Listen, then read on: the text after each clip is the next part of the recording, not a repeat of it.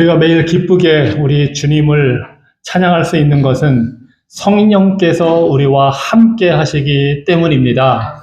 예수 그리스도께서 승천하시고 부어주신 그 성령의 충만함이 주의 몸된 교회를 가득 채우고 메우기 때문에 우리가 이 땅에 살면서 그 주님과 교제하며 교통하며 참된 기쁨으로 살아갈 수 있게 됩니다. 이 시간에 그 주님이 주시는 말씀을 우리가 받겠습니다. 자리에서 일어나서 함께 듣겠는데요. 몸이 불편하신 분들은 그냥 앉아 계셔도 괜찮습니다.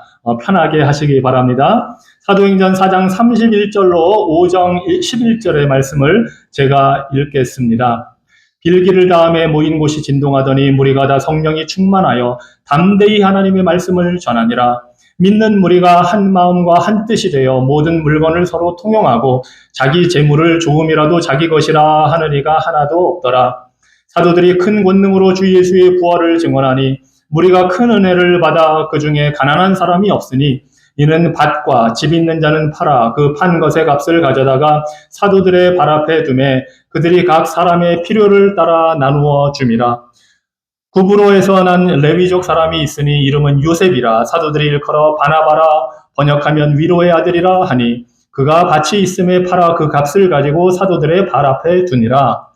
아나니아라 하는 사람이 그의 아내 삽비라와 더불어 소유를 팔아 그 값에서 얼마를 감추매 그 아내도 알더라. 얼마만 가져다가 사도들의 발 앞에 두니 베드로가 이르되 아나니아야 어찌하여 사탄이 네 마음에 가득하여 네가 성령을 속이고 땅값 얼마를 감추었느냐. 땅이 그대로 있을 때에는 네 땅이 아니며 판 후에도 네 마음대로 할 수가 없더냐. 어찌하여 이 일을 네 마음에 두었느냐. 사람에게 거짓말한 것이 아니요 하나님께로다. 아나니아가 이 말을 듣고 엎드러져 혼이 떠나니 이 일을 듣는 사람이 다 크게 두려워하더라. 젊은 사람들이 일어나 시신을 싸서 메고 나가 장사하니라. 3시간쯤 지나 그의 아내가 그 일어난 일을 알지 못하고 들어오니 베드로가 이르되 그 땅 판 값이 이것뿐이냐 내게 말하라 하니 이르되 예 이것뿐이라 하더라. 베드로가 이르되 너희가 어찌 함께 꾀하여 주의 영을 시험하려 하느냐. 보라 네 남편을 장사하고 오는 사람들의 발이 문 앞에 이르렀으니 또 너를 메어 내가리라 하니 곧 그가 베드로의 발 앞에 엎드러져 혼이 떠나는지라. 젊은 사람들이 들어와 죽은 것을 보고 메어다가 그의 남편 곁에 장사하니 온 교회와 이 일을 듣는 사람들이 다 크게 두려워하니라. 아멘. 이 시간 거룩하신 주님의 음성을 듣고자 합니다. 전하는 자의 입술의 말과 듣는 자들의 마음의 생각이 주님께 연락되기를, 주님께서 기뻐 받으시는 순간 되기를 원하오니 자비 베풀어 주시옵소서. 예수 그리스도 이름으로 기도합니다. 아멘. 자리에 앉으시기 바랍니다. 좀 두려운 말씀입니다. 성령으로 충만한 교회에서 일어난 사건입니다. 대부분 성령 충만하고 하나님의 살아있는 역사가 나타나면 다 같이 행복하고 기쁘고 즐겁고 좋은 일만 우리는 기대하지만 오늘 말씀을 보면 우리 사람들의 생각과 하나님의 뜻이 다를 수 있다는 것을 또 보게 됩니다. 사실 오늘 말씀은 사도행전 1장의 오순절 성령의 부어주심을 통해서 주께서 세우신 교회에 하나님의 말씀이 증거되고 역사가 나타나는 그 모든 역사적인 사건 속에서 일어난 일입니다. 사실 이 앞의 장면을 보면 교회가 담대하게 박해 속에서도 복음을 증거한 사실을 볼 수가 있습니다.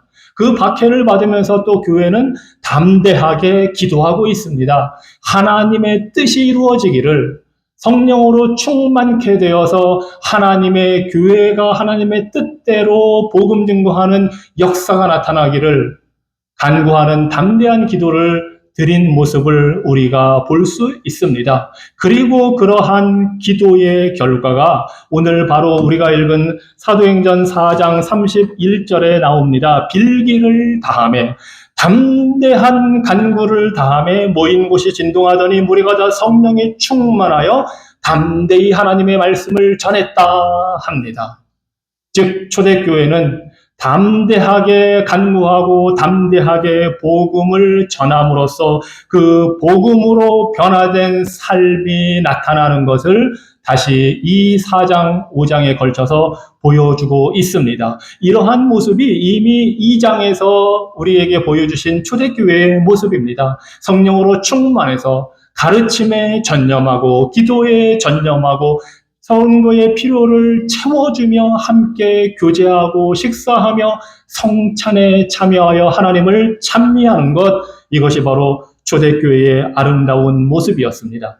오늘은 그러한 아름다운 모습 중에 복음으로 변화된 삶이 어떠한 모습인가를 보여주고 있습니다. 한편으로는 긍정적인 예를 통해서 바나바라는 인물의 아주 긍정적인 예를 통해서 복음을 통해 변화될 때 어떤 삶이 되는지를 보여주고, 다른 한편으로는 부정적인 예로 아나니아와 삽비라를 통해서 복음으로 변화되지 않은 삶이 어떠한 결과를 낳게 되는지를 우리에게 보여주고 있습니다.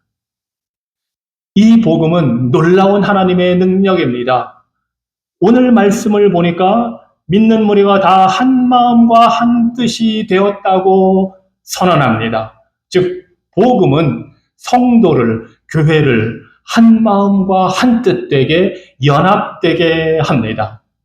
이 당시에만 해도 벌써 3,000명이 믿고 5,000명이 믿고 아마 그 숫자는 10,000명, 20,000명 이상으로 늘어났을 겁니다. 물론 예루살렘에 사는 사람들을 포함해서 이스라엘 전국 각지에서 온 사람뿐만 아니라 오순절 때는 그 당시 지중해 세계 약 19개 이상의 나라에서 살던 모든 디아스포라 유대인들이 와서 제사를 드리면서 그 오순절에 사도들의 복음을 듣고 회개하고 믿기 시작을 했습니다. 다양한 배경을 가진 수천 명, 수만 명의 사람들이 모입니다. 바로 그렇게 다양한 사람들을 한 마음과 한 뜻이 되게 연합시켜주는 것이 복음의 능력입니다. 일찍이 우리 예수님도 요한복음 17장 21절에서 성도들이, 제자들이, 교회가 하나로 연합되기를 위해서 기도를 하셨습니다. 아버지께서 내 안에, 내가 아버지 안에 있는 것 같이 그들도 다 하나가 되어 우리 안에 있게 하사 세상에 아버지께서 나를 보내신 것을 믿게 하옵소서 하고 우리 예수께서 하나님 아버지께 기도를 하셨습니다. 그 기도대로 지금 이루어지고 있는 것입니다. 예수님의 기도는 반드시 때가 되면 응답이 됩니다. 예수님께서 이렇게 하나 되게 기도하시고 그것을 위해 성령을 부어주셨기 때문에 초대교회는 한 마음 한 뜻으로 연합이 되고 있습니다. 우리 하나님은 이러한 연합을 처음부터 계획하신 것입니다. 성부, 성자, 성령 하나님이 하나가 된 것처럼 하나님을 믿는 모든 사람들은 그 배경이 다르고 출신지가 다르고 문화가 다르고 언어가 달라도 성령 안에서 하나가 되도록 하시는 것, 이것이 하나님의 계획입니다. 이 계획대로 예수께서 기도하셨고 이루어지고 있습니다. 그리고 이러한 하나된 모습을 믿지 않는 사람들이 보고 하나님을 믿게 된다고 주님이 말씀을 하고 계십니다. 그래서 우리는 그리스도 안에서 그리스도의 영이신 성령으로 다 한 마음 한 뜻이 된 연합된 성도들입니다. 서로 다른 점이 있을 때 개의치 마십시오. 나와 다른 것 너무 당연합니다. 우리는 다 다르지만 그것을 획일적으로 똑같아야 된다고 한다면 그것은 성령의 일이 아니라 오히려 성령은 다른 사람들이 한 마음과 뜻이 되어 연합하게 하시는 것, 이것입니다. 차이는 있지만 그리스도 때문에 우리는 하나가 되었습니다. 그리고 이러한 역사는 바로 은혜와 복음의 능력으로 이루어진다는 사실을 33절에서 보여줍니다. 사도들이 큰 권능으로 부활을 증언하니 무리가 큰 은혜를 받아. 말씀이 그리스도의 복음이 온전하게 선포될 때에 권능의 역사가 나타나고 하나님의 크신 은혜가 임합니다. 그러할 때에 참된 연합이 이루어집니다. 이 사도들은 부활하신 예수님으로부터 배웠고 부활하신 예수님을 만났고 부활하신 예수님이 부어주시는 성령의 능력을 체험했습니다. 그 담대한 부활의 소망으로 나아가 증거할 때에 곧 예수 그리스도를 증거할 때에 그 능력이 나타나서 하나님의 크신 은혜가 쏟아 부어지고 있다는 것입니다. 은혜는 자격이 없는 사람들한테 주시는 하나님의 선물입니다. 만약에 우리가 하나님 앞에서 저는 이 정도 되니까 은혜 받을 만합니다 하면 은혜를 못 받습니다. 우리는 겸손히 하나님의 은혜 아니면 살 수 없습니다 할 때에 하나님의 은혜가 크게 복음을 통해 임하는 줄로 믿습니다. 그리고 또 놀라운 사실은 이렇게 복음을 통해 은혜를 체험하고 한 마음 한 뜻이 될 때에 이 복음이 일으키는 변화가 오늘 대표적인 게 무엇이냐 하면 바로 물질에 대한 집착에서 벗어나게 된다는 것입니다. 자기가 가진 것에 집착하지 않고 그것을 사랑으로 형제 자매에게 나누게 되는 변화가 일어납니다. 예수님을 구주로 믿으면, 우리의 주님으로 믿으면 모든 필요를 채우시는 하나님을 신뢰하게 됩니다. 우리가 불안하게 살고 걱정과 근심으로 살아가는 것은 하나님이 없다면 내 힘으로 다 해결해야 한다는 그 생각 때문입니다. 어떻게 우리 혼자의 힘으로 우리의 삶을 다 책임지겠습니까? 그러니 근심, 염려, 걱정할 수밖에 없습니다. 그러나 복음으로 예수 그리스도를 믿은 자들은 하늘 하나님을 아버지로 모시게 되었기 때문에 그 아버지께서 우리의 필요한 모든 것을 채워주신다는 믿음을 갖게 됩니다. 그리고 그 하나님 한 분만으로 만족을 하게 되기 때문에 더 이상 염려, 걱정할 필요가 없습니다. 심지어 그래도 걱정하니까 사도 바울을 통해서 네 염려를 다 주께 맡겨라 말씀합니다. 명령입니다. 여러분 근심, 걱정, 염려 있으면 맡기십시오. 그 맡기다라는 단어가 던져버려라 하는 것입니다. 그 무거운 거를, 그 뜨거운 거를 어떻게 우리가 다 안고 살아갑니까? 그냥 하나님 앞에 확 던져드리는 겁니다. 아버지 하나님, 제 근심과 염려와 걱정을 던져드립니다. 죄와 싸우는 것, 먹고 살기 위해 걱정하는 것, 사탄의 공격에 대한 염려, 이 모든 것 하나님 앞에 던져드립니다 하면 하나님이 돌보십니다. 하나님이 채워주십니다. 하나님이 우리 영혼을 채워주시고 우리 삶에 필요한 것들을 허락해 주십니다. 이러한 확신이 있으니 우리가 가진 것을 관대하게 너그럽게 나누게 됩니다. 그것이 사랑의 관계입니다. 한 마음 한 뜻이 복음 안에서 되었으니, 예수 그리스도 안에서 되었으니 이제 형제 자매를 사랑으로 대하게 되고 부족하고 연약한 것이 있으면 나누어서 돕게 됩니다. 복음으로 변화되면 물질이 목적이 되는 것이 아니라 이 물질을 수단으로 사용해서 사람들을 사랑하게 됩니다. 사람들을 사랑하는 수단으로 물질의 가치를 오히려 격상을 하게 됩니다. 그런 일이 지금 이 초대교회에 일어나는 것입니다. 그래서 사람들이 성령이 충만하여서 서로 물건을 통용하고 나눠 쓰는 겁니다. 자기 재물을 조금이라도 자기 것이라 하는 자가 없다 표현을 합니다. 내 것, 네 것 가리지 않고 필요하면 도와주는 겁니다. 없는 사람 도와주는 겁니다. 사실 예수님께서도 복음을 들고 오실 때 그 말씀을 하셨습니다.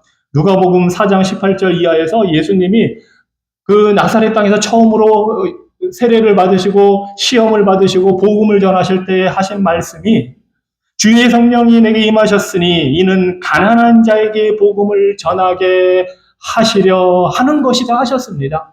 예수님이 오셔서 복음을 전하신 것은 포로된 자에게 자유를 주시고 눈먼 자를 보게 하시고 억눌린 자를 자유롭게 하실 뿐만 아니라 하나님의 은혜의 때가 되었으니 가난한 자들이 복음을 듣고 부유하게 되도록 예수님께서 하신 것입니다. 어떻게 그 일을 하셨습니까? 부유하신 하나님의 아들이 이 땅에 오시면서 자신을 비워 가난하게 되셔서 십자가의 대속의 은혜로 모든 가난한 인생들 죄 지은 인생들을 부유하게 만들어 주신 것입니다. 영적으로 부유하게 해 주셨을 뿐만 아니라 육적으로도 부유하게 명령을 해 주십니다. 누가복음 12장 32절로 34절 말씀입니다. 적은 무리여 무서워 말라 너희 아버지께서 그 나라를 너희에게 주시기를 기뻐하시느니라. 하나님의 뜻은 천국, 하나님의 나라, 하나님이 가지신 모든 것을 우리에게 주는 것입니다. 그래서 예수님을 보내신 것입니다. 32절입니다. 그러니 너희 소유를 팔아 구제하라. 하나님 나라를 물려받게 되었으니 너희가 가진 것을 팔아서 구제하라 합니다. 그렇게 해서 낡지 않는 배낭을 만들어라. 곧 하늘에 둔 바 다함이 없는 보물이다. 아니, 가진 지산을 팔아서 나눠주는 희한한 배낭을 만들라는 겁니다. 그것이 바로 하늘에 쌓아두는 보물이 된다는 것입니다. 이것이 예수께서 오셔서 복음을 전하심으로 영적으로 부유하게 하실 뿐만 아니라 믿는 자들이 가난하게 되지 않도록 주시는 말씀입니다. 그래서 우리가 교회에서 구제하고 서로 돕는 것은 그것을 해서 착한 일을 해서 하나님께 은혜를 받으려고 하는 것이 아닙니다. 이미 하나님의 나라를 받았고 은혜를 받았기 때문에 하는 것입니다. 사랑으로 하는 것입니다. 주님의 말씀을 듣고 기쁨으로 하는 것입니다. 그렇게 할 때에 오히려 이 세상에서 우리가 나누면 줄어들 것 같지만 천국에는 보물이 가득 쌓이게 된다는 것을 말씀하십니다. 그런데 이것이 신약에서만 이렇게 말씀하시는 게 아닙니다. 사실은 구약에서도 이미 하나님께서 이스라엘 백성들을 애굽에서 건져내셨을 때에 이렇게 말씀하셨습니다. 신명기 15장 4절 말씀입니다. 신명기 15장 4절 말씀. 네 하나님 여호와께서 네게 기업으로 주신 땅에서 네가 반드시 복을 받으리니 너희 중에 가난한 자가 없으리라. 놀라운 말씀입니다. 하나님께서 아브라함에게 약속하신 그 약속의 땅 가나안, 하나님께서 이스라엘 백성들을 출애굽시켜서 인도하시는 그 가나안 땅으로 하나님께서 들이실 때에 네가 여호와의 말씀만 믿고 듣고 그 명령을 다 지켜 행하면 네 하나님 여호와께서 너에게 복을 주실 것이다. 네가 반드시 복을 받을 것이다. 그러니 너희 중에 가난한 자가 없을 것이다. 말씀하시는 것입니다. 이것이 하나님의 뜻입니다. 모든 하나님의 택한 백성들이 영적으로 구원받아 부유해지고 가난한 자가 없게 하는 것. 그래서 이 말씀을 신명기 15장 4절에서 주시고 11절에서 이렇게 말씀을 하십니다. 네 땅 안에 네 형제 중에 곤란한 자와 궁핍한 자에게 네 손을 펼치니라. 가서 어려운 사람, 가난한 사람 생기면 도와주라는 겁니다. 나누라는 겁니다. 이것이 구약에서부터 제정하신 하나님의 뜻입니다. 그리고 신약에 와서 성령이 임하니까 사람들이 한마음 한뜻이 되어 이런 일을 자발적으로 기뻐하며 하고 있습니다. 심지어 구약시대에는 이 말씀을 주셨는데도 가난한 자들이 많았습니다. 원래 7년마다 지나면 또 희년이 되는 49년, 50년째에는 노예도 풀어주고 저당 잡힌 물건도 부동산도 다 돌려줘야 되는데 이스라엘 백성들이 욕심이 생기다 보니까 그런 일을 제대로 안 하는 겁니다. 그 결과 나중에 심판받아 포로로 잡혀가게 됩니다. 물론 우상숭배 때문에 우상숭배하다 보면 개인적인 도덕성이 떨어지고요. 사회적으로 불의가 생기는데 그러한 불의 중에 하나가 바로 희년을 안 지키는 겁니다. 안식년을 안 지키는 겁니다. 그저 자기 것으로만 쌓아두고 되돌려주지를 않는 겁니다. 그러다 보니 심판을 받고 포로로 잡혀갔는데 이제는 예수 그리스도께서 오셔서 약속하신 성령을 부어주니까 성도들이 한마음 한뜻으로 서로의 필요를 채워주기 위해서 자기 것을 갖다가 바치고 그것을 팔아서 재산을 팔아서 서로 나누어 주는 일을 합니다.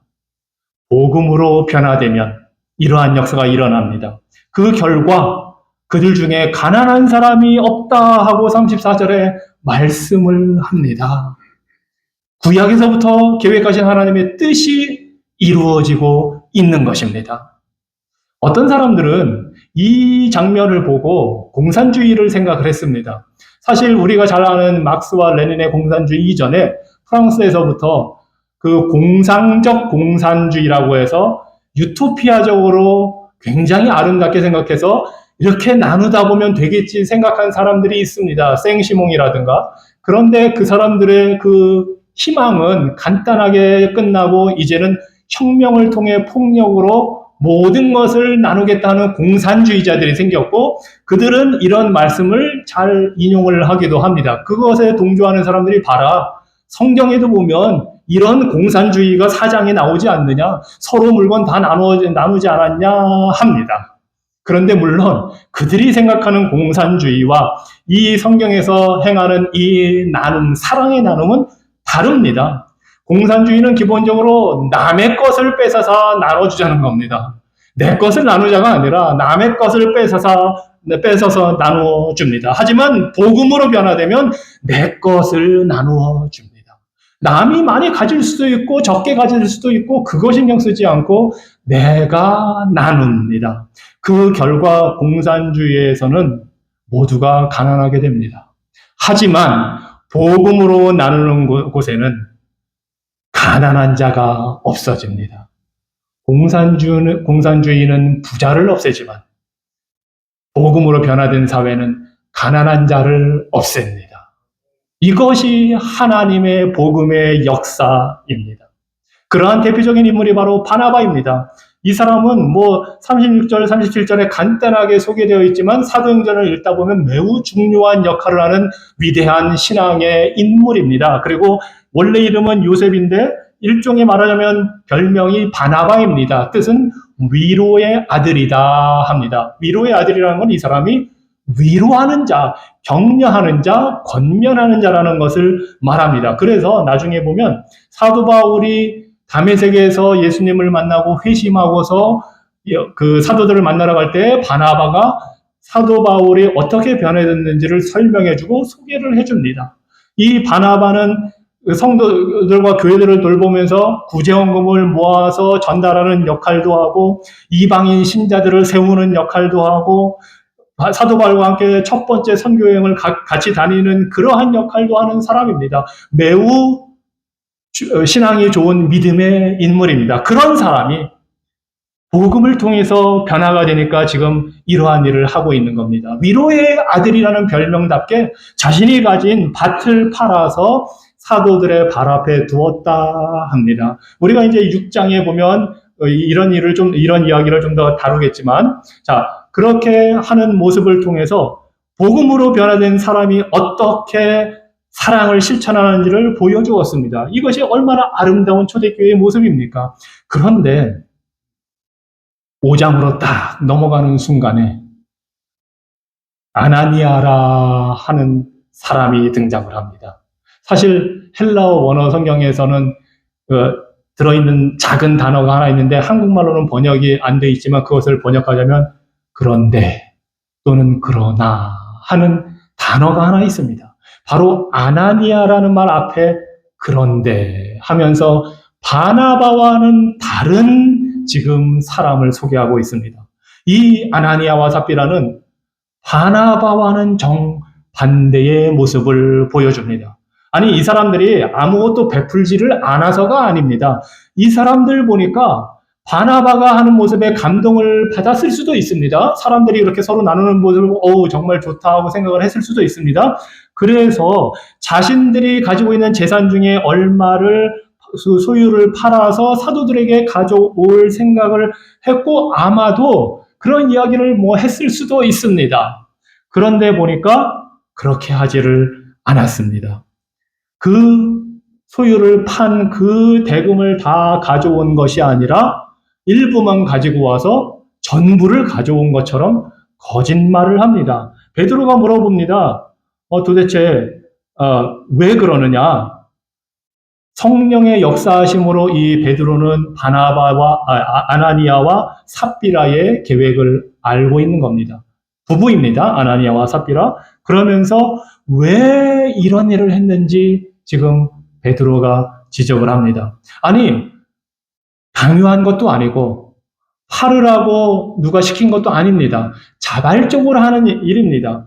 복음으로 변화되면 자발적으로 하게 되어 있는 것입니다. 그런데 이 아나니아와 삽비라는 왜 그랬는지 모르지만 그렇게 하겠다고 생각을 하고서는 그 액수를 속입니다. 심지어 액수가 문제가 되지도 않습니다. 이 베드로가 하는 말이 아니 네가 원래 가지고 있었으니까 네 소유고 네 땅이고 판 후에도 그 가격이 얼마인지 마음대로 할 수가 있는 거다. 말하자면 제가 이거 땅 가진 거 팔아서 100만 달러를 헌금하고 싶습니다 했다가 사정이 안 좋아질 수도 있습니다. 갑자기 뭐 사업하던 게 어떻게 안 좋아져서 그러면 반만 하겠습니다 해도 되고 심지어 하려고 했는데 못 하겠습니다. 지금은 해도 아무 문제가 없다는 겁니다. 왜냐하면 헌금이라는 것은 이렇게 굳이 하는 것은 자발적으로 해야 될 일이지 시켜서 아니면 다른 사람들이 보니까 아니면 교회에서 직분을 맡았으니까 이 정도는 해야 되지 않을까 하고 해서는 안 된다는 것입니다. 그런 것과 상관없이 하나님 앞에서 그 복음으로 변화되어 그리스도의 영의 역사를 받아서 감사하는 마음으로 기쁜 마음으로 할 때에 그것이 의미가 있다는 것입니다. 그래서 사도 바울은 고린도후서 9장 7절에서 이 헌금에 대해서 각각 그 마음에 정한 대로 할 것이요 합니다. 남과 비교해서 다른 사람들은 뭐 1,000달러 하니까 나도 체면이 있지. 그런 거 하지 말고 마음에 정한 대로 인색하게 하지 말고 억지로 하지 말라는 겁니다. 그러면서 하나님은 즐겨내는 자를 사랑하시느니라.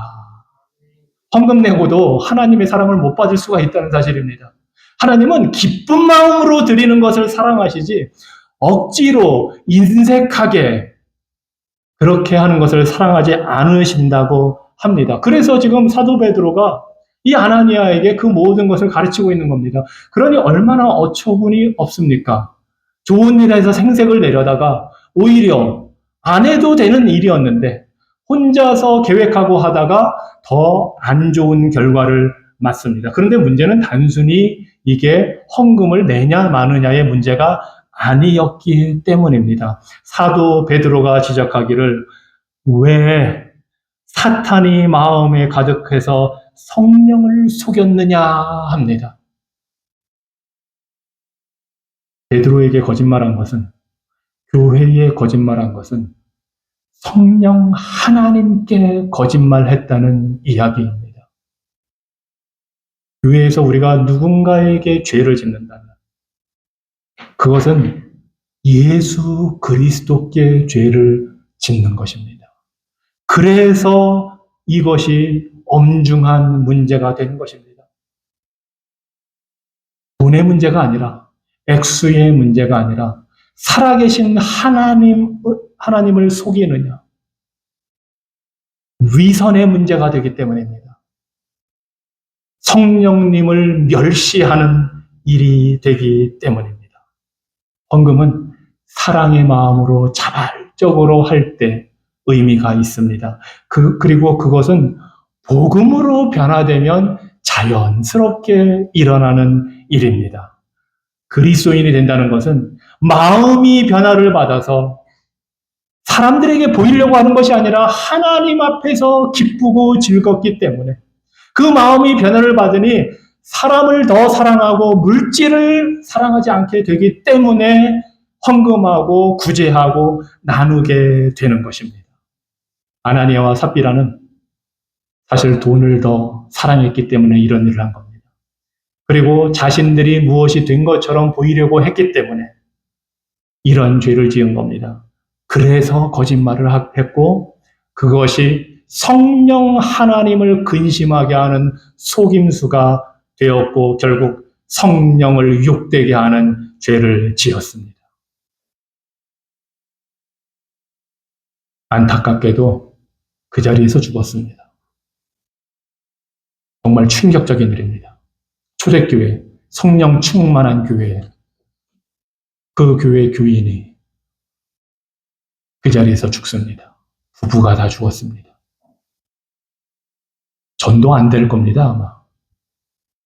요즘에 교회에서 목회자가, 교회 지도자들이 뭐 하다가 그 자리에서 죽었다. 전도가 되겠습니까? 놀랍게도 초대교회는 이런 일이 일어난 겁니다. 참 받아들이고 이해하기 어려운 일입니다. 하지만 이것이 얼마나 성령 하나님을 속이는 것이 엄중한 일이라는 엄중한 문제인지를 보여줍니다. 더군다나 이 교회는 지금 시작했습니다. 하나님은 하나님의 교회가 거룩하고 순결하게 유지되도록 시작을 하셨지, 인간적인 술수나 속임수나 인간적인 방법이 횡행하도록 놔두시는 분이 아닙니다. 하나님의 명예와 하나님의 영광이 이 아나니아와 삽비라 때문에 무너졌습니다. 이것 때문에 사탄에게 공격할 빌미를 주었고, 그래서 하나님은 이 일을 엄중하게 처리하고 계시는 것입니다. 하나님의 교회는 거룩하고 순결해야 합니다. 하나님은 때때로 죄 지은 성도를 그냥 데려가십니다. 더 이상 죄 짓지 않게 하시려고. 그것이 그에게도, 그 성도에게도 유익하기 때문에 그렇게 하시는 경우가 있습니다. 그렇게 해서라도 교회를 깨끗하게, 거룩하게, 온전하게 보존하시기를 하나님은 원하십니다. 에베소서 5장 27절 말씀입니다. 자기 앞에 영광스러운 교회로 세우사, 예수 그리스도께서 영광스러운 교회로 세우사 티나 주름 잡힌 것이나 이런 것들이 없이 거룩하고 흠이 없게 하려 하심이라. 하나님의 거룩함과 심판을 우리가 가볍게 여겨서는 안 됩니다. 하나님은 그의 백성들이 위선, 속임수, 거짓말하는 것을 두려워하기를 원하십니다. 하나님은 우리가 성령을 속이고 멸시하고 욕보이는 것을 두려워하기를 원하십니다. 그 결과 두려움이 임했다고 합니다. 온 교회에 두려움이 임했고 심지어 믿지 않는 자들에게도 두려움이 임했습니다. 이러면 전도도 막히고 그 교회는 문 닫아야 되고 그렇게 되겠지요? 그렇지 않습니다.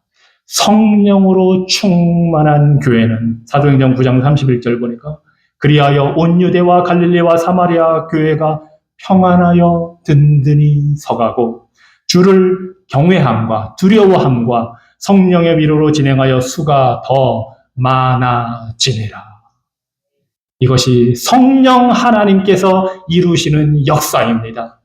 주님을 두려워할 때에 성령 하나님의 위로가 함께 옵니다. 하나님을 하나님으로 바로 섬길 때에 그 교회에 평안이 찾아오고 성장을 하게 됩니다. 그렇기 때문에 우리는 성령 하나님을 진지하게 깨닫고 이해하고 받아들여야 합니다. 성령님은 실제로 교회 안에 계시는 하나님의 영이십니다. 인간적으로 교회를 생각해서는 안 됩니다. 교회 안에는 하나님의 영이 살아계신 그러한 곳입니다. 그리고 그 성령님은 우리의 마음을 다 알고 계시는 분입니다. 모든 생각을 듣고 우리가 상상하는 것, 속으로 말하는 것, 혼잣말하는 것 다 아시는 분입니다. 그 성령님은 위로의 성령님이시지만 또한 심판주이기도 하십니다. 예수님께서 말씀하셨습니다. 성령이 오시면 죄와 의와 심판에 대하여서 세상을 책망하시리라. 우리 성령님은 마지막에 예수께서 오실 때에 심판하러 같이 오십니다. 은혜는, 하나님은 항상 우리가 뭘 하든 용납해 주신다고 생각하는 것은 착각입니다. 거룩하신 하나님의 뜻을 따라 성령을 온전히 섬길 때에 우리는 거룩한 교회로 서게 됩니다. 복음은 우리를 우리 자신으로부터, 우리가 가진 물질로부터 자유롭게 합니다. 복음은 우리가 거짓된 삶, 속이는 삶을 살지 않도록 합니다. 복음은 사람들의 칭찬을 갈망하지 않도록 우리를 자유롭게 합니다. 복음은 거짓말하고 훔치고 속이려는 마음으로부터 우리를 해방시켜 줍니다. 복음은 우리를 정직하게 하고 관대한 사람으로 변화시켜서 주의 교회를 돌보게 하고 장차 임하실 하나님의 영광을 보게 합니다. 복음으로 우리가 변화되어 나눌 때 우리는 하나님의 뜻에 동참하고 있는 겁니다. 예수 그리스도의 기도가 이루어지는 현장을 살아가고 있는 것입니다. 바나바는 돈과 물질을 사랑하지 않았습니다. 바나바는 자신을 더 잘 보이려고 하지도 않았습니다. 그래서 거짓말할 필요도 없었고 성령을 욕되게 하지도 않았습니다. 그것이 복음으로 변화된 바나바의 모습이었습니다. 우리 모두 아나니아와 삽비라처럼 살지 말고 바나바처럼 복음의 능력으로 변화된 삶을 살기를 주님 이름으로 축원합니다. 기도하겠습니다. 성령 하나님, 주의 교회를 세우시고 임하셔서 담대하게 하시고 복음을 증거하며 하나님의 나라를 이루어 가시는 그 놀라운 역사를 이 땅 가운데서 지금까지 이루고 계시니 주님을 찬양합니다. 주님, 인간적으로 아나니아와 삽비라처럼 신앙생활하는 자들이 아니라 바나바처럼 복음으로 변화된 삶을 살기를 원합니다. 우리를 도와주시고 성령 하나님 앞에 정직하게 행할 때에 성령께서 주시는 위로와 깨달음을 통해 우리가 복음으로 참된 자유를 누리며 넉넉히 나누는 교회 되게 하여 주시옵소서. 예수 그리스도 이름으로 기도합니다. 아멘. 이 시간 찬송가 227장 찬양을 부르며 성찬식에 임하겠습니다.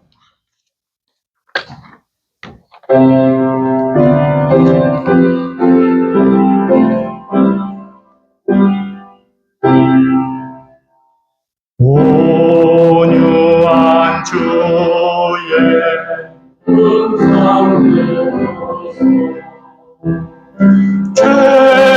죄인은 와서 쉼 얻으며 성도들 함께 참여하여서 베푸신 잔치 먹게 됩니다. 기도와 찬송 주께 드리고 주님의 뜻과 잔을 받으니 내 맘에 주여 들어오셔서 주 말씀 따라 살게 하소서.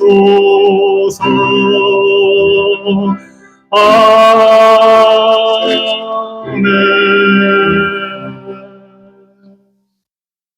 오늘 우리는 초대교회의 모습을 통해서 살아계신 성령 하나님, 그리고 그 하나님 앞에 벌어진 사건들을 보면서 이 죄가 얼마나 무서운지를 우리가 봅니다. 놀랍게도 5장 11절에 교회라는 단어가 처음으로 등장을 합니다. 이 교회라는 단어를 통해서 하나님이 세우신 교회의 모습이 어떠해야 하는지, 바로 하나님이 미워하시는 위선을 버리고 거룩함을 추구할 것을 우리 교회에 알려주고 계시는 것입니다. 그 하나님과 정직하게 관계를 가질 때에 성도들과도 가정에서도 이웃에서도 정직하고 투명한 관계를 갖게 됩니다. 죄는 심각한 문제입니다. 교회는 거룩해야 합니다. 그래서 사도 바울도 고린도전서 11장에서 성찬의 말씀을 주시고 성찬에 참여하라고 하면서 본인들을 살필 것을 권면하고 있습니다. 판단받지 않도록 본인들을 살피고 회개하고 성찬에 참여하려고 하라고 합니다. 초대교회에서 이 사건이 있은 날 성도들은 또 모여서 식사를 나누고 성찬을 거행했습니다. 아마 그 사건을 기억하면서 자신들의 모습을 돌아보았을 것입니다. 성찬식에 참여하면서 초대교회 성도들도 하나님이 원하시는 참된 제사가 무엇인지를 생각을 해 보았을 것입니다. 우리가 진실하지 못하다면 과장하고 거짓으로 속이고 우리의 영적인 상태나 우리의 모습을 잘 보이려고만 한다면 우리는 죄인입니다. 알게 모르게 우리의 생각과 행동으로 그런 모습이 나타난다면 우리는 하나님 앞에 합당치 못한 자들입니다. 그런데 놀랍게도 하나님께서 은혜의 기회를 주십니다. 회개하는 자들을 하나님은 받아주신다고 하십니다. 그래서 초대교회 성도들은 그 초대교회의 그 사건을 겪으면서 주님의 성찬에 겸손히 참여했습니다. 우리들도 그렇습니다. 우리들도 성찬에 참여합니다. 우리는 부족하고 죄인입니다. 하지만 이 성찬식은 죄를 회개하는 죄인들을 향하여 오라고 하십니다. 그래서 누구든지 예수님을 구주로 고백하고 세례를 받고 회개하신 우리 모든 성도님들은 이 성찬식에 참여할 수 있습니다. 기도하겠습니다. 주님, 하루 사이에 일어난 그 엄청난 일들을 보며 우리가 초대교회에서 행했던 성찬식을 기억합니다. 그리스도의 살과 피를 먹고 마실 때에 우리의 죄를 위해 십자가 지신 예수님의 죽음을 우리가 기억하고 바라봅니다. 원하옵기는 그 대속의 은혜를 우리가 떡을 받고 잔을 받을 때에 우리의 영혼이 누리게 하여 주시옵소서. 부활의 소망을 갖게 하여 주시옵소서. 이 시간 우리의 마음과 생각과 자세와 태도를 주장하셔서 떡과 잔을 받기에 합당하게 하여 주시고 죄인들을 불러주시는 그 자리에 우리가 겸손히 나아가게 하여 주시옵소서. 예수 그리스도 이름으로 기도합니다. 아멘.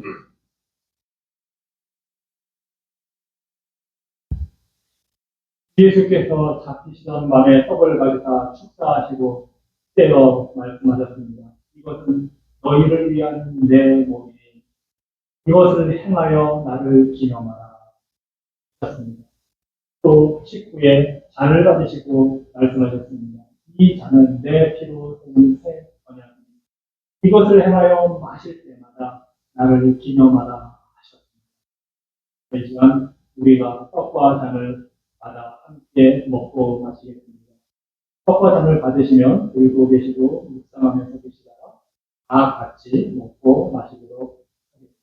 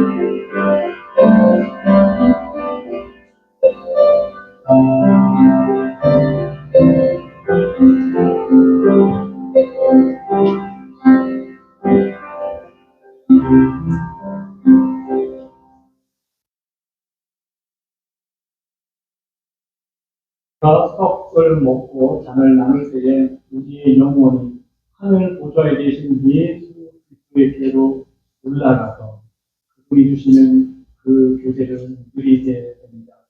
우리가 함께 떡을 먹겠습니다. 그리스도의 몸입니다.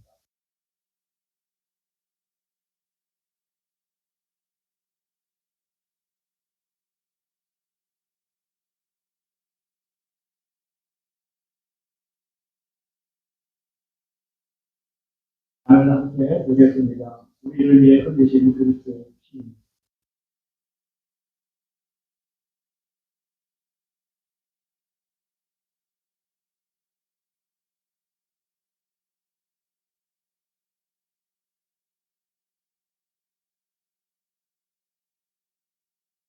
기도하겠습니다.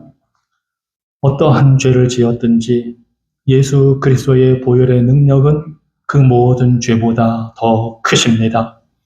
우리가 어떤 잘못을 했든지 우리를 구원하는 하나님의 은혜는 그 모든 잘못보다 더 크십니다. 우리가 얼마나 부족하든지 우리를 변화시키는 복음의 능력은 그 모든 부족함보다 크고 넓습니다. 그 은혜로 인하여 우리가 주님의 살과 피를 취하였고 그 은혜로 인하여 우리가 온전케 되었습니다. 주님, 우리를 변화시켜 주시는 은혜와 복음의 능력이 우리의 삶을 지배하게 하여 주시옵소서. 예수 그리스도 이름으로 기도합니다. 아멘. 우리 다 같이 자리에서 일어나셔서 찬송가 215장 함께 찬양하겠습니다.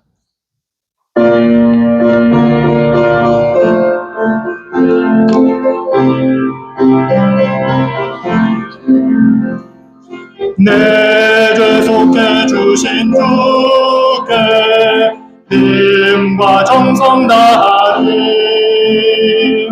나의 온갖 언행 심사 주를 위한 것일세 내게 있는 모든 것을 주를 위해 바치리 내게 있는 모든 것은 주를 위해 바치리 나의 손과 발을 들여 주의 명령 행하고 오직 주만 바라보며 주만 찬양하겠네 항상 주를 찬송하며 이 몸 바치오리다 항상 주를 찬송하며 이 몸 바치오리다 내가 주를 바라보니 나의 영혼 밝아져 십자가를 지신 주만 항상 바라봅니다 십자가를 바라보며 주만 따라가리라 십자가를 바라보며 주만 따라가리라 이스라엘 백성에게 대제사장을 통해서 주시는 축복의 말씀을 받기 바랍니다. 여호와는 네게 복을 주시고 너를 지키시기를 원하며 여호와는 그의 얼굴을 네게 비추사 은혜 베푸시기를 원하며 여호와는 그 얼굴을 네게로 향하여 드사 평강 주시기를 원하노라. 아멘.